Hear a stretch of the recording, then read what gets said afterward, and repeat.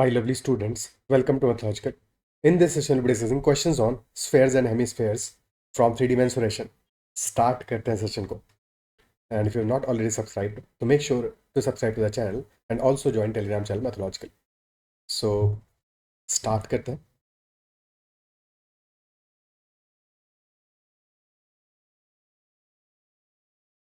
So, a sphere is a 3D solid, three-dimensional solid.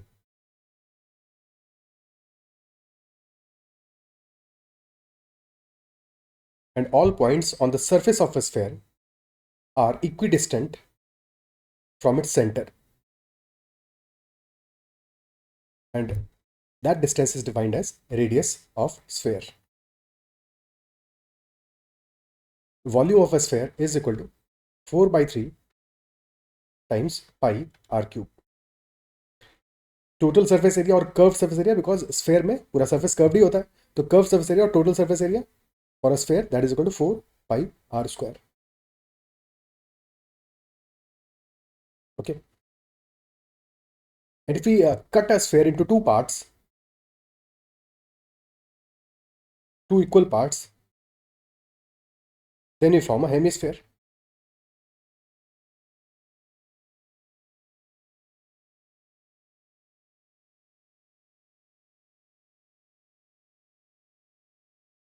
Let us say there is a hemisphere with radius equal to r.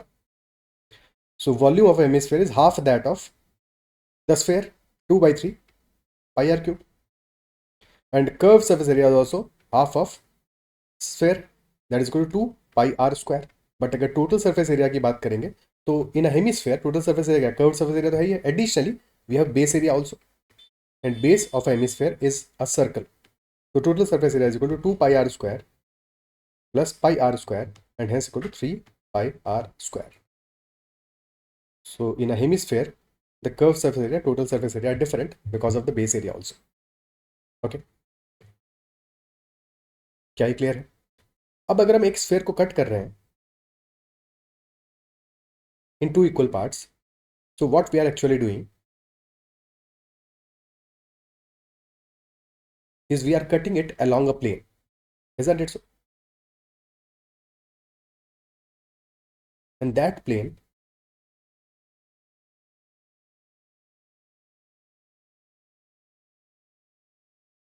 ये थोड़ा सा shape अच्छा नहीं बना, पर logic समझते हैं यहाँ पे.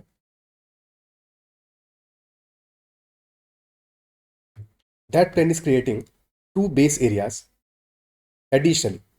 कर्व सरफेस एरिया तो हमारा अनचेंज है, वो तो जैसे पहले था उतना ही रहेगा, but that plane is creating two base areas, and hence due to one cut, when we are making two hemispheres, two parts of a sphere of equal size, so that one cut is creating two surfaces of area pi are square. तो 2 pi r square additional हमारा area create हो रहा है इस case में, isn't it so? अगर instead हम दो कट्स लगाएं and we make 4 parts of equal size, so second cut should be perpendicular to the first cut, and that will create addition 2 pi r square. So there are two cuts, so additional area created will be equal to 4 pi r square. 4 pi r square already है और 4 pi r square additionally create होगा. ठीक है, तो इस case में क्या होगा, हमारे पास 4 इक्वल एरिया के इक्वल वॉल्यूम के क्वार्टर स्फेयर्स बनेंगे. शेप बनाने की कोशिश करते हैं.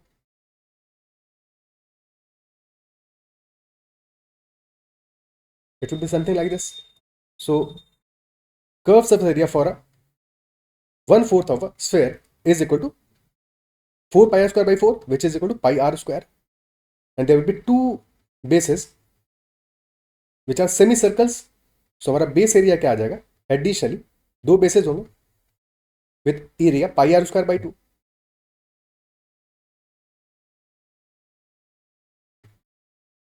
This will also be pi r square by 2.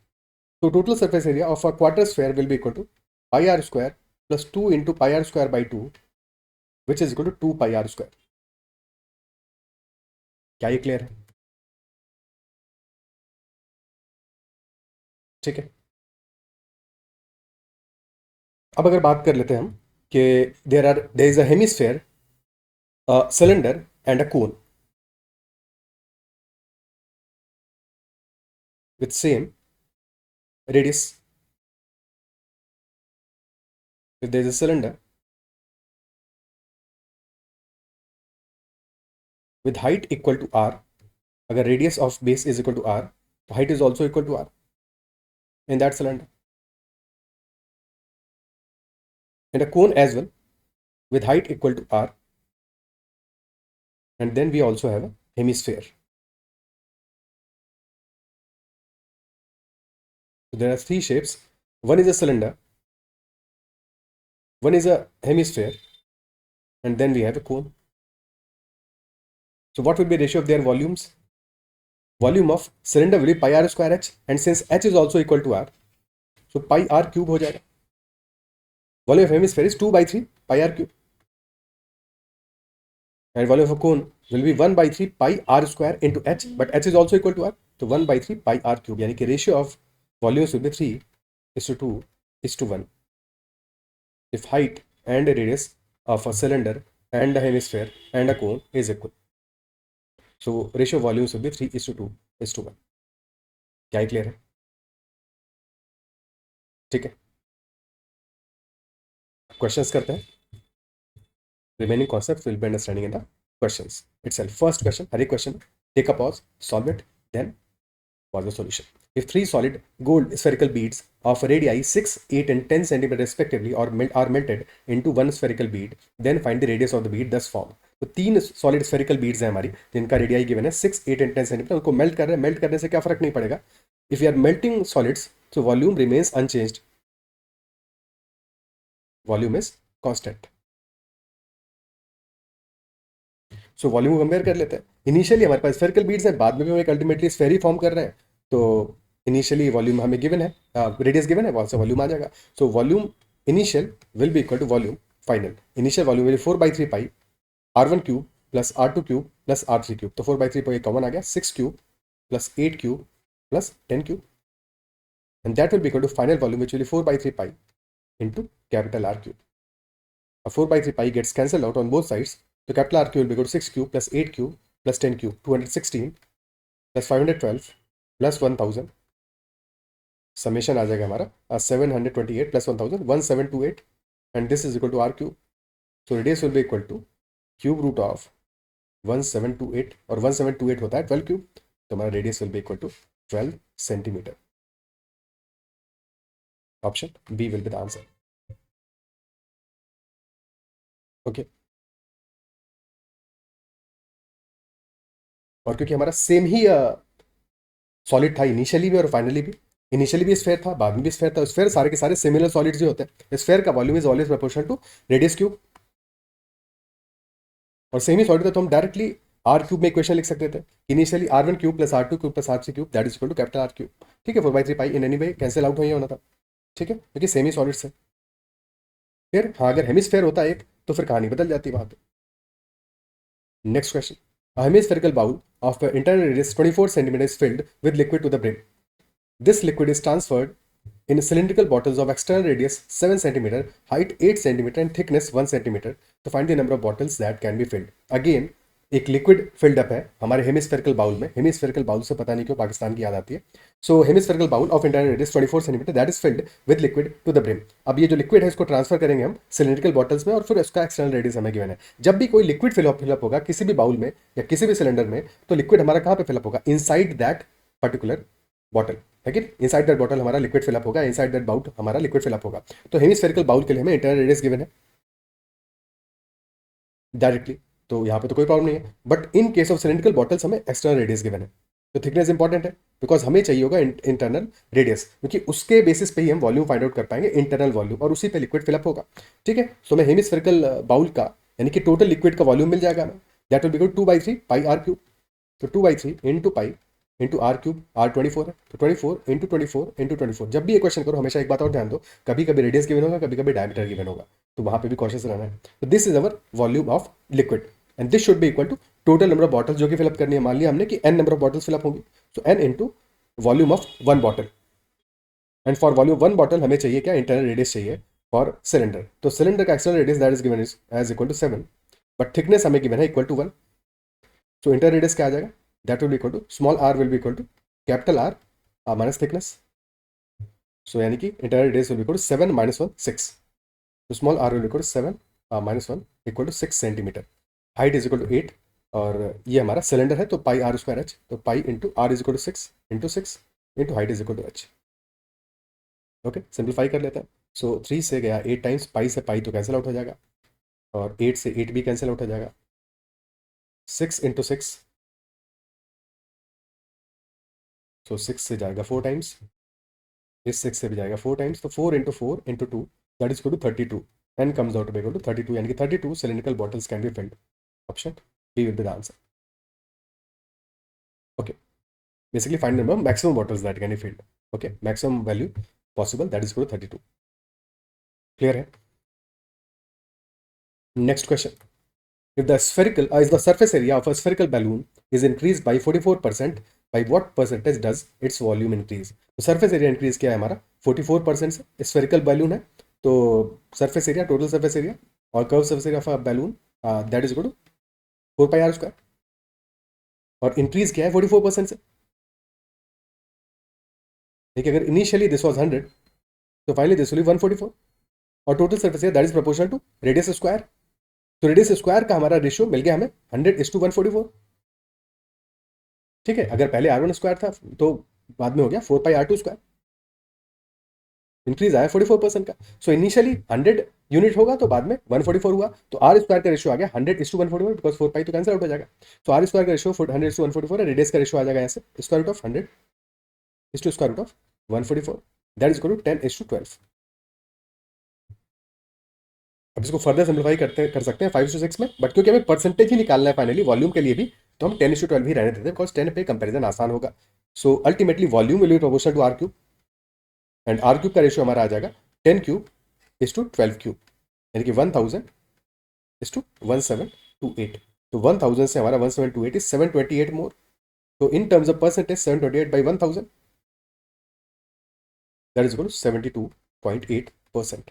Option C will be the answer, कि by what percent the volume will be increasing by 72.8%। Okay, ठीक है, इसी चीज़ को ऐसे भी देखा जा सकता था कि हमें चाहिए मल्टीप्लाइंग फैक्टर, कि हमारा रेडियस इनिशियली अगर 4 पाई आर स्क्वायर था तो फाइनली रेडियस हमारा किसी मल्टीप्लाइंग फैक्टर से बढ़ गया होगा, सो लेट अस से बाद में हो गया हमारा 4 pi R K whole square, यानी कि आर से के आर हो गया हमारा जो रेडियस है। ठीक है, सो अगर आर से के आर हो जाएगा तो 4 पाई आर के स्क्वायर हमारा फाइनली हो गया। ठीक है, और हमें गिवन है 44% से इंक्रीज किया है, तो 4 pi are square into 144 by 100, this is equal to 4 pi R K whole square, यानी कि 4 pi are square K square, 4 pi are square gets cancel out, K ए square is equal to 144 by 100, तो के will be equal to 12/10। तो volume में यही effect हमारा क्या हो जाएगा, volume final will be equal to 4/3 pi r cube, और आर हमारा हो रहा है आर के, तो r into k whole cube, यानी अल्टीमेटली वॉल्यूम में इफेक्ट पड़ेगा के क्यूब का, which will be equal to 12/10 whole cube, and hence 1728 by 1000, यानी कि 72.8% का इंक्रीज आएगा। Okay, next question. A sphere and a cube have the same surface areas. What is the ratio of volume of the sphere and that of the cube? Sphere और cube का surface area हमारा equal है. So what will be ratio of volume of the sphere and that of the cube? So surface area for a sphere is equal to 4 pi r square, and that for a cube is equal to 6 times total surface area की बात कर रहा है. ठीक है, the same surface area, total surface area. If nothing is missing, there should be total surface area. Okay, so क्योंकि sphere में तो दोनों बातें एक ही है, but in case of cube, so total surface area will be equal to 6 times side square, तो side A मान लेते हैं, तो these two are equal, 4 pi are square equal to 6 A square, तो 2 से सिंप्लीफाई होगा, pi 2 pi are square is equal to 3 A square. हमें चाहिए ratio of volume, so a square becomes equal to 2 pi capital r square by 3, ratio of volume of the sphere and that of the cube, volume of sphere is to volume of the cube. The volume of sphere will be 4/3 pi r cube, and that of cube will be a cube. So a cube को convert कर देते हैं r के terms में, a square is equal to 2 pi r square by 3, तो a will be equal to square root of 2 pi upon 3 times r,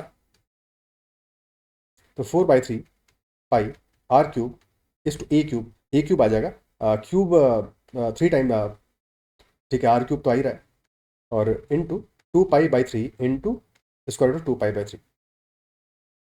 are cube तो cancel out हो गया, पाई से पाई भी कैंसिल आउट हो गया, 3 से 3 भी कैंसिल आउट हो गया, 2 से यहाँ पे बचेगा 2, तो हो गया 2:√2 इंटू √पाई अपॉन √3। सो √3 को लेफ्ट हैंड साइड में लेके चले जाओ, √2 से डिवाइड कर देंगे, so this becomes 2√3/√2 is to √pi, which effectively becomes root of 6 is to √pi in that order. Answer will be √6 is to √pi. Option D will be the answer. Option D हमारा answer हो जाएगा। क्या ये appreciate कर पा रहे हो? Clear है?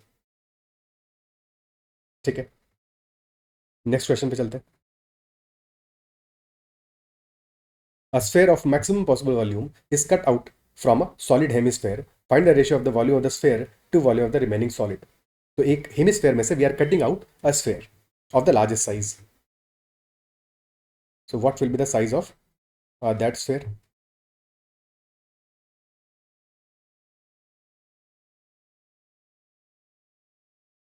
So if this is our hemisphere, तो लार्जेस्ट साइज का स्फेयर कट करेंगे, कैसा शेप होगा? That should be somewhat like this. ठीक है, सो अगर रेडियस हमारा कैपिटल आर है for hemisphere, so in that case this height here, this is also radius, this is radius of the hemisphere but diameter of the sphere. diameter of the sphere, तो diameter of the sphere क्या आ जाएगा? अगर radius capital R को हम equal to 2 मान लें, तो small are will be equal to 1, because this is also capital r. ठीक है, small r is equal to 2 times small r, that is equal to capital r. Diameter of the sphere is equal to radius of hemisphere. ठीक है, तो capital R को हमने 2 मान लिया, small are 1 हो जाएगा, कैलकुलेशन आसान हो जाएगा. तो ratio volume of the sphere to volume of the remaining solid, volume of sphere to volume of the remaining solid, volume of sphere will equal to 4/3 pi small r cube, and volume of the remaining solid क्या होगा हमारा? Volume of the hemisphere which is 2/3 pi capital r cube minus 4/3 pi small r cube, that will be volume of the remaining solid, and small r is 1, so 4/3 pi into 1 cube is to 2/3 pi into 2 cube minus 4/3 pi. So this comes out to be equal to 4/3 pi, 4 pi by 3 is to, this is 16 pi by 3 minus 4 pi by 3, to 12 pi by 3, to 1:3 comes out to be our ratio. Volume of the sphere to volume of the remaining solid 1:3. Option C will be the answer. Okay. क्या है clear है? Next question. The diameter of a sphere is 2 centimeter more than the diameter of a smaller sphere. The surface area of the larger sphere is 528 centimeter square more than the surface area of the smaller sphere. So what is the diameter of the larger sphere? Diameter of a sphere is 2 centimeter more than diameter of a smaller sphere. So diameter d2 is d1 plus 2. But diameter is 2 times radius. So 2 times of r2 is equal to 2 times of r1 plus 2. यानी कि हम कह सकते हैं कि radius में difference क्या आएगा? r2 will be equal to r1 plus 1. Directly भी लिख सकते थे कि radius of the larger sphere is 1 centimeter more than radius of the smaller sphere, or surface area of the larger sphere is 528 centimeter square more than surface area of the smaller sphere. तो 4 pi r2 square यानी 4 pi r1 plus 1 whole square, that is equal to 4 pi r1 square plus 528. This is our equation. हमें find out करना है diameter of the larger sphere. क्या कर सकते हैं यहाँ पे? ठीक है, हमें समहाउ फाइंड आउट करना पड़ेगा वैल्यू ऑफ r1. ठीक है, एक्सपेंड करते हैं इसको, पर एक्सपेंड करने से पहले 4 पाई से डिवाइड कर देते हैं पूरी इक्वेशन को, बिकॉज 4 पाई से डिवाइड करते हैं हमारा 4 pi r1 plus 1 square whole square is equal to 4 pi r1 square plus 528. 4 pi हमारा डिवाइड हो जाएगा 528 में, बाकी सब जगह से रिमूव हो जाएगा. तो r1 plus 1 whole square which is equal to r1 square plus 2r1 plus 1, and this is equal to r1 square plus 528 upon 4 pi, and pi is 22/7. ठीक है, r1 square gets cancel out, तो 2 times r1 plus 1 will be equal to 22 से तो simplify होगा, 22 2 jar 44, तो 24 आ गया. 4 से further simplify होकर 6 बचेगा, 6 इंटू 7 42 आ जाएगा. तो 2r1 plus 1 is equal to 42, तो 2 times r1 is equal to 42 minus 1 41. This comes out to be our diameter of the smaller sphere, हमें चाहिए diameter of the larger sphere, larger sphere. ठीक है, so हमारा answer will be equal to 43, 41 plus 2। Smaller sphere का diameter is 41। तो question में and में cautious जरूर रहना है कि क्वेश्चन हमसे पूछ क्या रहा है। स्मॉलर स्फेयर का डायमीटर पूछता तो आंसर होता हमारा 41, लार्जर स्फेयर का पूछा आंसर होगा 42 43, और अगर डायमीटर के बजाय रेडियस पूछता तो हमारा स्मॉलर स्फेयर के लिए होता 20.5 और लार्जर के लिए होगा 21.5। डिपेंड्स कि लास्ट में हमसे पूछा क्या है क्वेश्चन में। Okay, next question.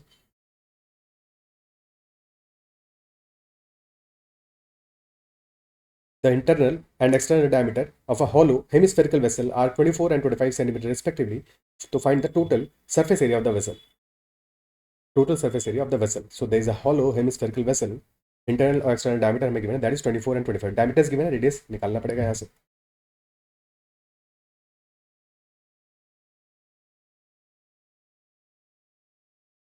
So this is our bowl.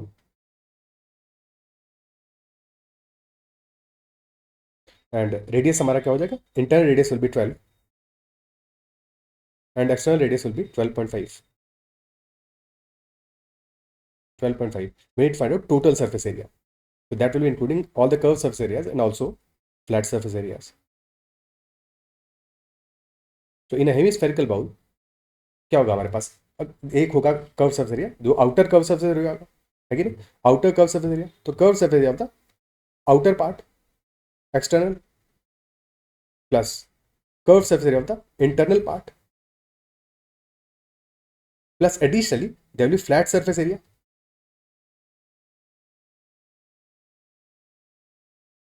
We need to add all these three. So for outer part, radius is 12.5.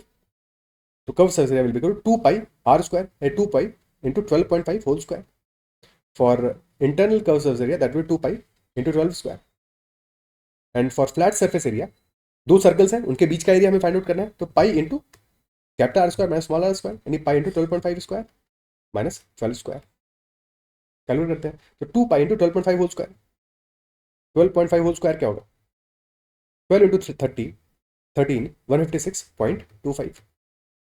ठीक है, 125 होल स्क्वायर क्या होगा? कोई भी नंबर हमारा जहाँ पे कि यूनिट डिजिट 5 आ रहा हो तो होल स्क्वायर कैसे करेंगे उसका? फॉर एग्जाम्पल 45 है तो स्क्वायर क्या होगा?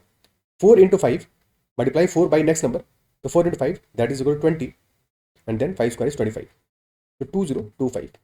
ठीक है, तो सेम काम हमने यहाँ पे किया, 12 को मल्टीप्लाई किया 13 से, 12 इंटू 13 156 और बाद में 5 स्क्वायर 25 लिख दिया। 15625 इज स्क्वायर ऑफ 125 और 12.5 के लिए डेसिमल लगाएंगे दो डिजिट्स पहले, तो 156.25। सो 156.25, 2 पाई को कॉमन ले लेते हैं तो 156.25 आ गया। 12 square is 144 plus pi into 12.5 square minus 12 square, that will be a square minus b square and a plus b into a minus b, तो दैट इज 24.5 इंटू 0.5। तो ये समेशन आ गया हमारा 300.25 इंटू 2, तो 600.5 times pi plus 24.5 into 0.5 that is 12.25, तो 12.25 times pi, तो 612.75 pi centimetre square. This will be our answer, option B. क्या ये क्लियर है? ठीक है, नेक्स्ट क्वेश्चन पे चलते हैं। Next one, a solid metallic sphere has half the volume in comparison to another solid hemisphere. To find the ratio of their curved surface areas. एक solid metallic sphere है हमारा, that has half the volume in comparison to another solid hemisphere. Find the ratio of their curved surface areas. तो पहली चीज हमारा क्या है? पहला स्फेयर है, बाद में हमारा हेमिस्फेयर है, और वॉल्यूम का रेशियो क्या है कि volume of sphere is half that of volume of hemisphere. So volume of sphere will be 4/3 pi r cube and that is equal to 2/3 pi capital r cube, और इसका half है यानी कि divided by 2 into 1/2, तो that is equal to 1/3 pi capital r cube. Pi and pi cancel out हो जाएगा, 3 और 3 cancel out हो जाएगा, तो 4 times small r cube is equal to capital r cube. So capital r becomes equal to 4 to the power 1/3 times small r, and capital R is radius of hemisphere and small r is radius of sphere. The question is asking about find the ratio of their curved surface areas. Curved surface areas दोनों के लिए ही, total surface area कहता तो hemisphere के लिए बात अलग हो जाती, बट दोनों के लिए कर्व सर्फेस एरिया की बात कर रहा है, तो curve surface area is proportional for sphere this will be 4 times pi r square, and for hemisphere this will be 2 pi r square. Okay, तो किसी भी एक को कन्वर्ट कर लेते हैं. कैपिटल आर को 4 टू पावर 1/3 इंटू आर लिखा है, तो चलो कैपिटल आर स्क्वायर यहीं से मेंशन कर देते हैं. 4 pi into r square is to 2 pi into capital r square, that will 4 to the power 1/3 whole square, यानी 4 to the power 2/3 into r square. R square and r square cancel out हो जाएगा, पाई और पाई cancel out हो जाएगा. 4 is to 2 into 4 to the power 2/3 या 2 to the power 4/3 divide by 4, तो 1 is to 2 into 2 to the power 4/3 हो सकते हैं, 2 to the power 1 into 2 to the power 1/3 and divide by 4. तो अल्टीमेटली रेशियो कम्स आउट में 1 is to 2 to the power 1/3. Option ये answer आ जाएगा, 1 is to 2 to the power 1/3. Is this clear? Okay,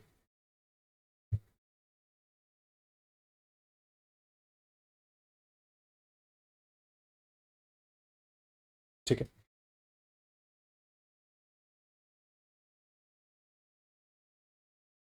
इसी को ऐसे भी सोच सकते थे कि पहले केस में हमें वॉल्यूम गिवन है एक स्फेयर का, सेकंड केस में वॉल्यूम गिवन है हेमिस्फेयर का. अब हेमिस्फेयर का जो वॉल्यूम है, स्फेयर का वॉल्यूम जस्ट उसका डबल हो जाएगा. स्फेयर का वॉल्यूम जस्ट हमारा उसका डबल हो जाएगा. ठीक है, सो फर्स्ट केस में स्फेयर, सेकंड केस में हेमिस्फेयर.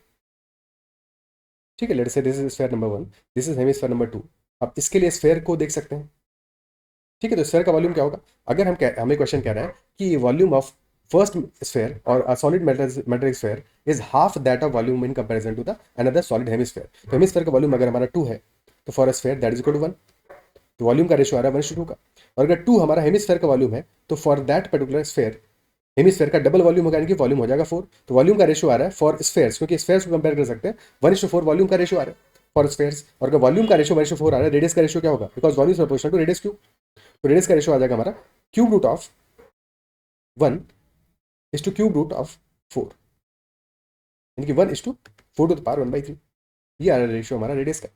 अब अगर रेडियस का रेशियो है, कर्व सरफेस एरिया रेशियो क्या आ जाएगा? स्क्वायर कर दोगे तो 1 स्क्वायर यानी 1:4 to the power 2/3. This will be ratio of curve surface area. और फिर कर्व सरफेस एरिया हेमिस्फेयर का जस्ट हाफ होगा, तो डिवाइड कर दोगे 2 से. 4 to the power 2/3 is nothing but 2 to the power 4/3. Divide this by 2, 2 से डिवाइड करते ही वैल्यू आ जाएगा 2 to the power 1/3. So this will be our answer, 1:2 to the power 1/3. ठीक है, क्योंकि कर्व सर्फेस एरिया था. अगर क्वेश्चन कहता है इंस्टेड कि टोटल सर्फेस एरिया का रेशियो बताओ, तो हमारा टोटल सर्फेस एरिया स्फेयर के तो अनचेंज होता, बट हेमिस्फेयर में टोटल सर्फेस एरिया होता है 3 पाई आर स्क्वायर. स्फेयर का होगा 4 पाई आर स्क्वायर, हेमिस्फेयर का होगा 3 पाई आर स्क्वायर, तो 3/4 हो जाएगा. इन दैट केस मल्टीप्लाई करते हैं इंटू 3/4 से. ठीक है, अपना आंसर निकालने के लिए तब हम मल्टीप्लाई करते हैं 3/4 से इन case of total surface area. ये वैल्यू तो बनी रहता. ठीक है, 2 टू पावर 4/3 अपॉन इंटू 3/4, या 4 to power 2/3 into 3/4. This would have been 3 upon 4 to power 1/3. Okay, तो फाइनली हमारा रेशियो आ जाता टोटल सरफेस एरिया का 4 to the power 1/3 is to 3 in case of total surface areas. क्या appreciate कर पा रहे हो? ठीक है, नेक्स्ट क्वेश्चन पे चलते हैं. Largest sphere is cut off from a cube of side 6 centimetre तो find the volume of the sphere. अब स्फेयर में देखो लार्जेस्ट डायमेंशन क्या होता है? लार्जेस्ट डायमेंशन किसी भी स्फेयर में होगा डायमीटर. ठीक है, हमेशा जब भी हमें किसी एक 3D फिगर के अंदर दूसरी 3D फिगर को इंपोज करना है, रखना है, तो हमेशा उसका लार्जेस्ट डायमेंशन देखो. कौन सा लार्जेस्ट डायमेंशन हमारा हो सकता है? लार्जेस्ट साइड क्या हो सकता है? साइड यानी कि डायमेंशन. ठीक है, लार्जेस्ट रॉड रख सकते हो या कुछ भी ऐसा. तो क्या हमारा लार्जेस्ट डायमेंशन है जिसको हमें फिट करना है इन साइड अनदर फिगर. सो इस केस में हमें क्या करना है? एक स्फेयर को कट आउट करना है, कट ऑफ करना है एक क्यूब में से, और हमें चाहिए volume of such sphere, largest such sphere. ठीक है, सो किसी भी स्फेयर में लार्जेस्ट साइड हो सकता है, लार्जेस्ट डायमेंशन हो सकता है डायमीटर. तो हमें डायमीटर फिट करना है inside the cube. And since the sphere is equal from all sides,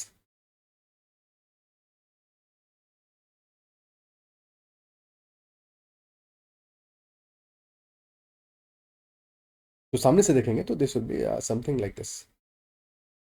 ठीक है, अगर फ्रंट से देखें, इसको देखें 2D फिगर में देखने की कोशिश करें, तो this will be somewhat like this.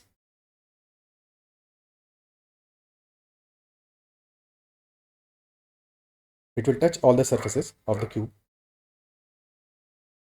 The diameter of the sphere will be equal to side of the cube. तो क्यूब का साइड हमारा 6 सेंटीमीटर है, तो diameter will also be equal to 6 centimetre and his radius will be equal to 3 centimetre and his volume of the sphere will equal to 4/3 pi into 3 cube. So 4 into 9, 36 pi centimeter cube will be our answer. Option D. Okay, 36 pi centimeter cube will be our answer. क्या ये clear है? अब इसका opposite हो, अगर just in case एक sphere में से हमें क्यूब कट आउट करें तो मैक्सिमम साइज क्या हो सकता है? सोचो इसके बारे में कि हमारा अगर हम स्फेयर में से क्यूब को कट आउट करेंगे तो मैक्सिमम साइज क्या पॉसिबल है? Same question, find the volume of the largest cube that can be inscribed in a sphere of radius r√3. अब जब हम क्यूब को कट आउट कर रहे हैं तो क्यूब में लार्जेस्ट डायमेंशन क्या हो सकता है? फॉर एग्जांपल अपने रूम को सोचो, तो रूम में लार्जेस्ट रॉड किस लेंथ का रख सकते हैं हम? तो फॉर लार्जेस्ट रॉड हमें क्या चाहिए होगा? हम एक बॉटम कॉर्नर में से अगला टॉप कॉर्नर जो होगा, ठीक है, दोनों के बीच का जो लेंथ होगा, that length will be equal to body diagonal, है कि नहीं? तो largest dimension for of cube जिसको फिट करोगे स्फेयर के अंदर, तो that will be a body diagonal.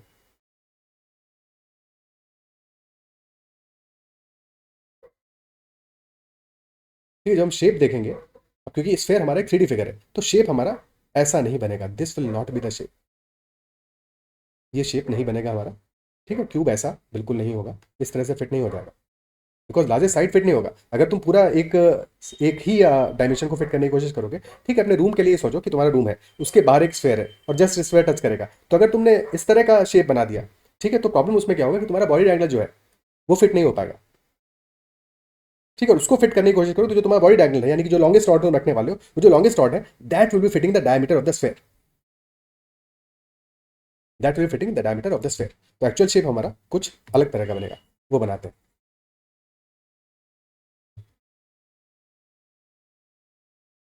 If this is the sphere, in that case, that shape will be somewhat like this.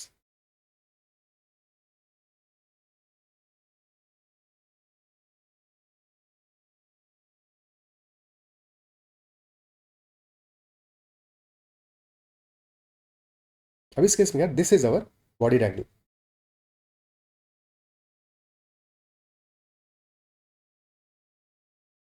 And this body diagonal will be equal to diameter of the sphere.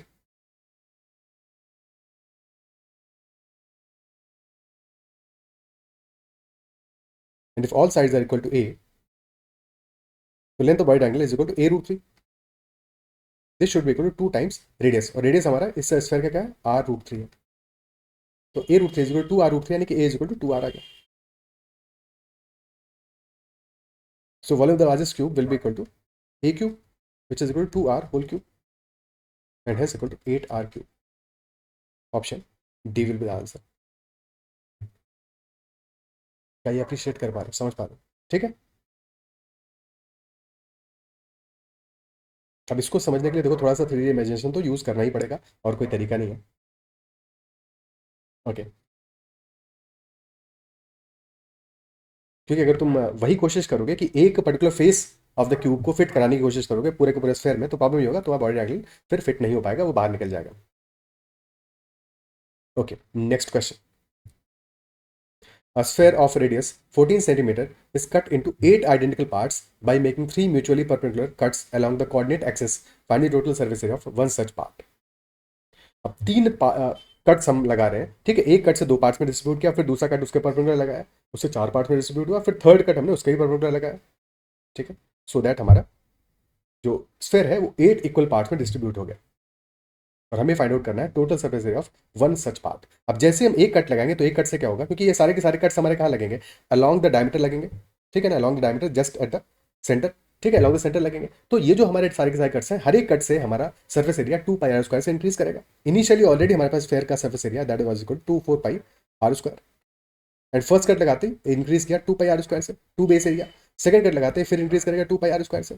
Third cut लगाते ही फिर further increase करेगा 2 पाई r² से, यानी कि total surface area of all the pieces together is 10 pi r². Total surface area of all 8 pieces. तो एक piece का total surface area क्या होगा? Total surface area one piece will be equal to 10 pi r² divided by 8, और 5/4 pi r². Take a pause, think about it, ठीक है. एक diagram बनाने की भी कोशिश करते हैं यहाँ पे कि दिस इज अवर स्फेयर। तो एक कट होगा along this plane, second cut will be along this plane, ठीक है। और फिर थर्ड कट थोड़ा सा इनको ऐसे बनाना पड़ेगा 3D शेप में ताकि समझ में आए, ठीक है। This will be along this plane, और फिर थर्ड कट हमारा बनेगा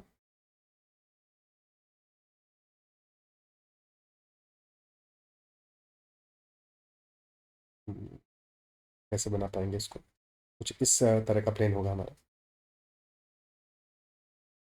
ठीक है। तीनों प्लेन परपेंडिकुलर होंगे।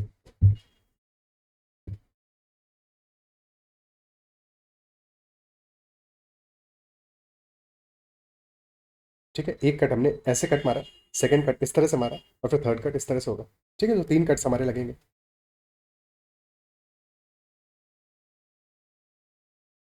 ये प्लेन गलत बना दिया क्या शेप?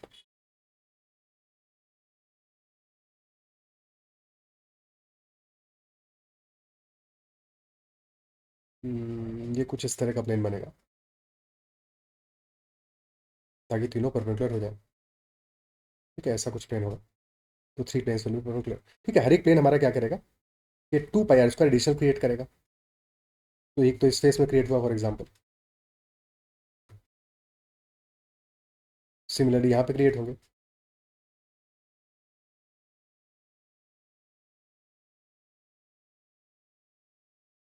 थर्ड वाला बनाना थोड़ा सा मुश्किल काम है बिकॉज ये दोनों परपेंडिकुलर ही रहेंगे, ठीक है। तो इसके परपेंडिकुलर ये बनेगा, कुछ ऐसा बनेगा, ठीक है। डायग्राम में नहीं समझ में आ रहा होगा बट बात समझनी है कि हमारा अल्टीमेटली 3 कट्स होंगे, हर एक कट में 2 pi are square addition create होगा, ठीक है। 10 पाई आर स्क्वायर टोटल हो जाएगा, और एक पार्ट का हो जाएगा 10 pi are square divided by 8, okay.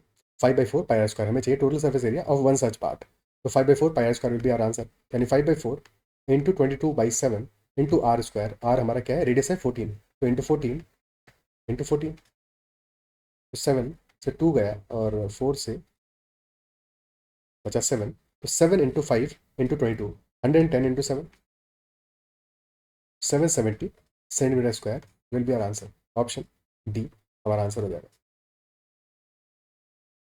क्या ही क्लियर है?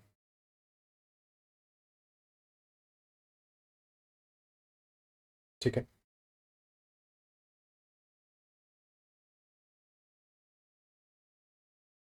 नेक्स्ट क्वेश्चन करते हैं।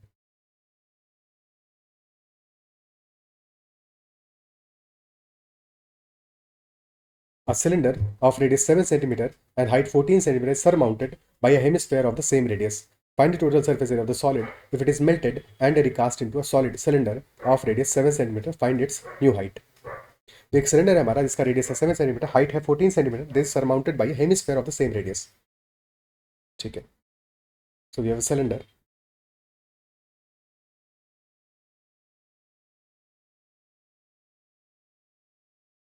of radius 7 centimeter and height 14 centimeter.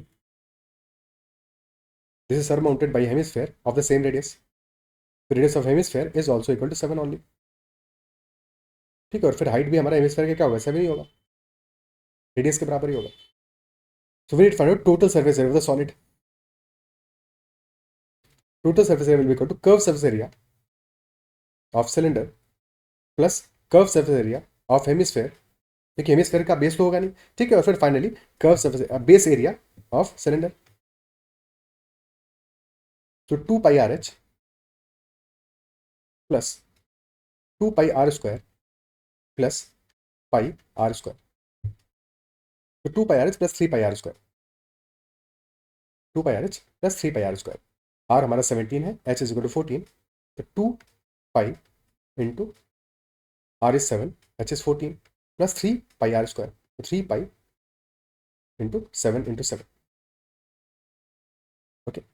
सो पाई हमारा कॉमन आ जाएगा और इनसाइड द ब्रैकेट क्या बचेगा, पाई इंटू 49, 22/7 इंटू 49, ये तो कॉमन आ गया, और इनसाइड बचने वाला है यहाँ पे 2 इंटू 2 4 प्लस 3, ओके। तो 7 से 7 कैंसिल आउट हो जाएगा, बच जाएगा 22 इंटू 49, यानी कि 22 इंटू 50 माइनस 22, तो 1100 माइनस 22, तो 1078 centimetre square. This will be our total surface area, 1078 centimetre square. Second question हमसे पूछ रहा है if it is melted, melt कर रहे हैं और फिर रिकास्ट कर रहे हैं एक सॉलिड सिलेंडर में विद रेडियस 7 सेंटीमीटर, तो what will be new height. Melt कर रहे हैं तो वॉल्यूम हमारा अनचेंज रहेगा, तो volume initial is equal to volume of the cylinder plus volume of the hemisphere. So that is equal to pi r square h plus 2 by 3 pi r cube 7 cube, and that is equal to finally volume of the cylinder जो हम form कर रहे हैं और उसका radius हमें 7 centimetre given है। Okay, so that will be equal to pi into 7 into 7 into h. तो पाई इंटू 49, 49 पाई तो कॉमन आ रहा है, वो तो कैंसिल आउट हो जाएगा। ठीक है, तो पहले उड़ा देते हैं, यहाँ से 49 पाई उड़ा दो, यहाँ से भी 49 पाई उड़ा दिया, तो एक 7 बच जाएगा यहाँ पे, तो और ये भी उड़ गया यहाँ से, तो h becomes equal to 14 plus 14/3, so 56 upon 3 is 18 and 2/3 centimeter will be the new height.